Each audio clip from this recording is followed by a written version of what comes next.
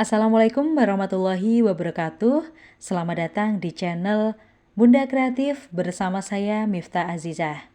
Hari ini saya ingin sharing beberapa tips dan juga trik bagaimana cara mengelola keuangan agar lebih efisien dan juga efektif. Saya memahami bahwa setiap rumah tangga itu punya pemasukan, kebutuhan, dan juga pengeluaran yang berbeda-beda. Namun saya harapkan dengan teman-teman ataupun bunda-bunda yang melihat video ini bisa mengambil beberapa poin yang sekiranya cocok dan sesuai diaplikasikan untuk pengelolaan keuangan rumah tangganya masing-masing. Untuk poin yang pertama atau tips yang pertama adalah kita perlu membuat anggaran belanja atau RAB. Kebetulan karena sebentar lagi ini masuk bulan Agustus, ini sekalian saya membuat rencana anggaran belanja RAB Agustus 2022. RAB ini adalah suatu hal yang penting karena dengan adanya pembuatan rencana anggaran belanja untuk bulan depan itu bisa kita bisa mengalokasikan dana agar tepat sasaran dan tidak mengalami kebocoran, memperkecil adanya kebocoran.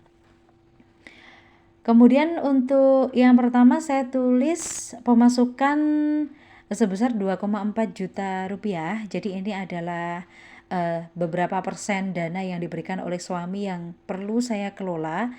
Ada beberapa persen juga yang dibawa oleh suami, jadi kita bagi tugas berkaitan dengan pajak, servis kendaraan, kemudian bayar listrik, lalu untuk BBM, transportasi, kemudian keperluan kantor dan sebagainya, itu suami yang kebagian mengelola. Sedangkan kalau untuk urusan keperluan anak, masak sehari-hari, itu dana saya yang mengelola.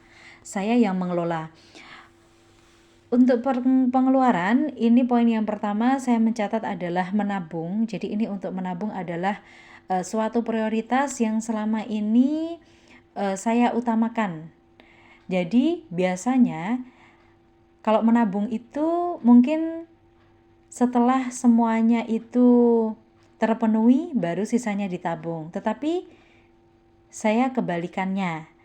Jadi evaluasi dari awal-awal menikah dulu ketika menabung di akhir-akhir, menunggu sisa dari dana kebutuhan yang sekiranya sudah cukup terpenuhi, kemudian ada berapa ribu atau berapa ratus ribu yang bisa ditabung, itu baru ditabung, ternyata tidak sesuai harapan. Seringkali harusnya menabung jadi gagal menabung karena dana yang untuk menabung itu kepakai untuk hal-hal yang lain. Jadi setelah evaluasi yang saya lakukan di awal-awal ketika mengelola keuangan rumah tangga, akhirnya saya memutuskan bahwa menabung itu adalah prioritas awal ketika saya mendapatkan dana dari suami. Jadi saya alokasikan untuk menabung sekian persen. Nominalnya pun juga tergantung dari kemampuan ataupun penghasilan teman-teman ataupun dana teman-teman. Lalu untuk poin berikutnya adalah memberi orang tua ataupun sedekah. Ini saya privat jadi tidak saya tulis. Jadi ada beberapa dana yang ini digunakan untuk sedekah dan juga memberi orang tua. Dana ini biasanya di luar dari pemasukan yang diberikan oleh suami, jadi ada dana khusus yang kita siapkan. Jadi ketika kita mendapatkan penghasilan, baik dari gaji suami bekerja ataupun usaha suami, usaha sampingan, kemudian usaha sampingan saya sendiri, itu pasti menyisihkan berapa persen sebelum kita nikmati uangnya tersebut, kita alokasikan terlebih dahulu untuk sedekah, tabungan, orang tua, kemudian juga sedekah. Jadi itu adalah prioritas utama. Kemudian kebutuhan anak-anak, lalu kebutuhan kebersihan badan dan rumah, kebutuhan masak sehari-hari itu saya catat 1 juta, lalu dana darurat. Sedangkan untuk rinciannya sendiri, ini perlu adanya penjabaran ya. Kalau tadi kan secara poin-poinnya. Nah, ini lebih ke rinciannya. Nanti teman-teman ketika membuat RAB juga sekalian dibuat rinciannya, jadi nanti lebih jelas seperti apa nanti gambarannya, sasaran ataupun alokasinya dana itu nanti dialokasikan kemana saja. Bisa dibuat rinci, semakin rinci akan semakin bagus. Dan ketika membuat rencana anggaran belanja ataupun menentukan pos-pos alokasi dana untuk suatu hal, kita perlu memperhatikan yang namanya kebutuhan dan juga keinginan. Perbedaan antara kebutuhan dan juga keinginan itu sebenarnya sangat jelas ketaranya. Jadi kalau kebutuhan itu adalah suatu barang atau jasa yang memang benar-benar sifatnya mendesak dan memang harus segera dipenuhi, karena kalau tidak dipenuhi maka akan menghambat aktivitas yang akan kita jalankan. Sedangkan kalau keinginan itu sifatnya berkebalikannya, jadi bisa ditangguhkan karena sifatnya pada dasarnya itu tidak mendesak, dan juga ketika keinginan akan jasa atau barang tersebut tidak kita penuhi, maka kita masih bisa melakukan aktivitas dengan lancar.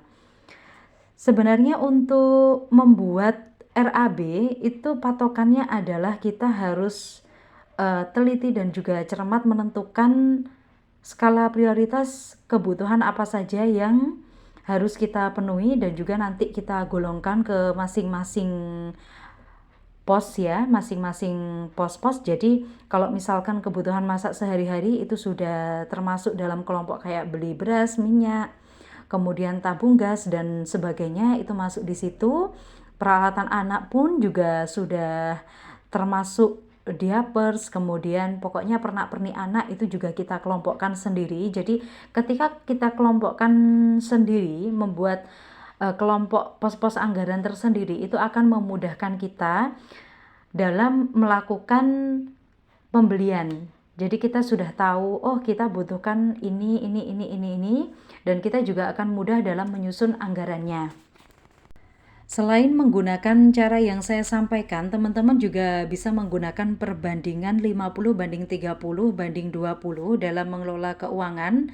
Tapi ini sebenarnya sifatnya fleksibel. Kalau yang pakai perbandingan 50/30/20, itu yang 50 adalah untuk memenuhi kebutuhan sehari-hari. Jadi 50% dari total pendapatan, kemudian 30%-nya itu untuk memenuhi keinginan, dan yang 20% untuk investasi maupun untuk tabungan. Jadi lebih kecil persentasenya yang bagian tabungan dan investasi. Ini pun juga disesuaikan dengan keadaan teman-teman atau bunda-bunda, karena balik lagi, karena setiap rumah tangga itu punya pemasukan, kebutuhan dan juga pengeluaran yang berbeda-beda. Jadi intinya adalah di sini saya ingin menekankan bahwa mungkin tabungan saya sarankan untuk dialokasikan ke prioritas awal, entah berapapun nabungnya, tapi yang jelas bisa dimasukkan ke kategori pemenuhan kebutuhan yang prioritas. Karena bagaimanapun juga dengan adanya tabungan itu nanti akan membuat kita lebih nyaman ke depannya. Resiko terlilit hutang juga sangat minim, dan terutama untuk masa depan yang akan datang itu jauh lebih baik ketika kita mempunyai tabungan-tabungan yang sudah kita siapkan jauh-jauh hari. Untuk tips selanjutnya adalah ketika kita mendapatkan dana dan kita sudah membuat rencana anggaran belanja, secepatnya untuk dana-dana tersebut segera kita belanjakan. Jadi untuk tabungan, karena pada dasarnya kan seperti yang saya contohkan tadi, untuk membeli entam, ya sudah segera kita belanjakan. Kemudian untuk memberi orang tua, sedekah, segera kita keluarkan dananya. Kemudian untuk kebutuhan anak-anak, kebutuhan kebersihan badan dan rumah, itu juga sebaiknya segera dibelanjakan. Karena kalau tidak segera dibelanjakan, meskipun kita sudah naruh di amplop masing-masing, tapi tetap khawatir nanti di kemudian hari keambil dananya. Jadi lebih baik kita belanjakan lebih dulu, yang sekiranya sesuai dengan RAB yang cukup memenuhi kebutuhan 1 bulan ke depan. Kemudian untuk kebutuhan masak sehari-hari itu nanti juga kita bisa belanjakan sebagian, misalkan untuk memberi beras, minyak, kemudian bumbu-bumbu lainnya itu bisa. Dan untuk caranya menghemat pengeluaran memasak, kita bisa menggunakan cara belanja setiap 1 minggu sekali. Belanja setiap 1 minggu sekali itu jauh lebih hemat dibandingkan ketika belanja setiap hari. Selain menghemat dana, karena kalau kita beli dalam jumlah yang lebih besar, nggak ecer, otomatis kan dapat harga lebih terjangkau, kadang juga dapat bonus dari penjualnya. Selain itu juga bisa menghemat waktu, jadi tidak harus bolak-balik ke pasar atau ke minimarket, atau kita juga bisa menghemat waktu ketika memasak. Sebenarnya banyak sekali manfaat ketika kita membuat RAB, kemudian kita bisa disiplin dalam mengelola keuangan rumah tangga. Itu otomatis kita nanti ke depannya bisa mempunyai perencanaan masa depan yang lebih baik. Kemudian kita juga bisa menghindarkan dari berhutang, karena kita kan juga pasti punya alokasi untuk yang ditabung.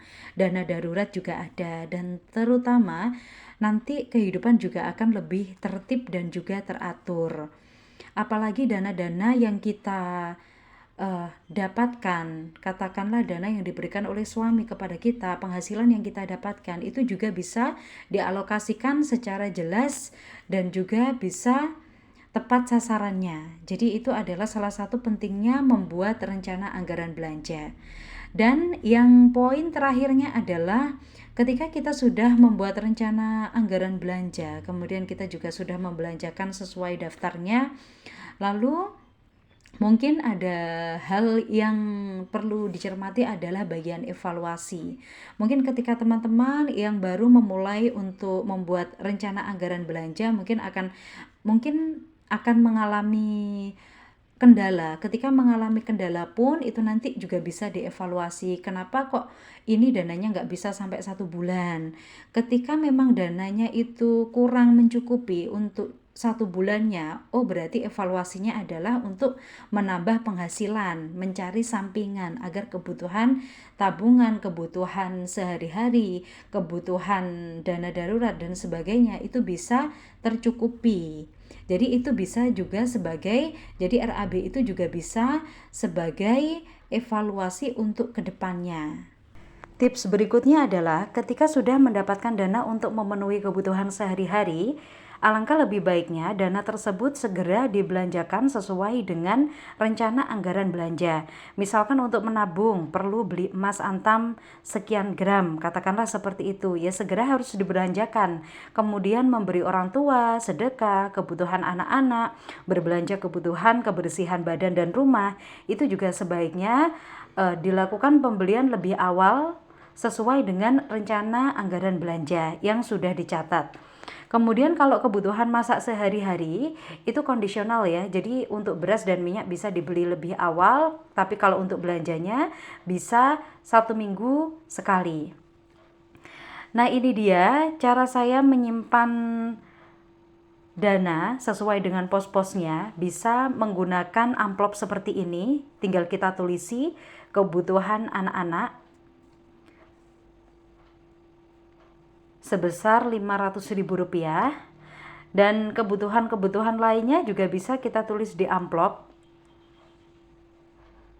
Nanti dananya bisa dipisah-pisah dan dimasukkan ke dalam amplop tersebut sesuai dengan tulisan dan juga jumlah nominalnya, atau bisa juga dengan menggunakan dompet seperti ini.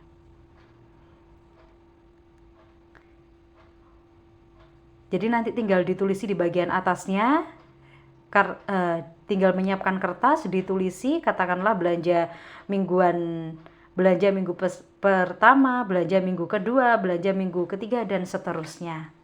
Dan uangnya tinggal kita masukkan ke dompet tersebut. Demikian tadi tips dan juga triknya, semoga bermanfaat dan wassalamualaikum warahmatullahi wabarakatuh.